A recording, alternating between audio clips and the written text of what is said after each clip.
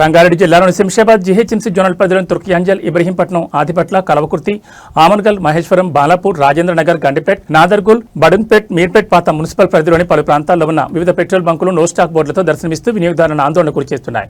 రాష్ట్రంలో ఉన్న వివిధ ప్రాంతాల్లో ఉన్న వినియోగదారులు బంకులకు పెద్ద పెద్ద ప్లాస్టిక్ క్యాన్లు తీసుకొచ్చి నింపుకుని వెళ్లడంతో ఈ పరిస్థితి దాపురించిందని బంకుల యాజమాన్యం తెలిపారు. పెట్రోల్, డీజిల్ నిల్వలు అయిపోయినట్లు పుకార్లు, షికార్లు చేయడంతో వివిధ వాహనాల వినియోగదారులు తమ వాహనాల్లో అధిక మొత్తంలో నిల్వ చేసుకోవడమే బంకులలో నో స్టాక్ బోర్డులకు కారణమైందని బంకు యజమానులు, వినియోగదారులు తీరిపై అసహనం వ్యక్తం చేస్తున్నారు. దేశంలో పెట్రోల్, డీజిల్ నిల్వలు ఉన్నా కూడా బంకుల నిల్వలు మించి కొనుగోలు చేయడం వల్లే బంకుల్లో పెట్రోల్ కొరత ఏర్పడుతుందని వారు వివరిస్తున్నారు.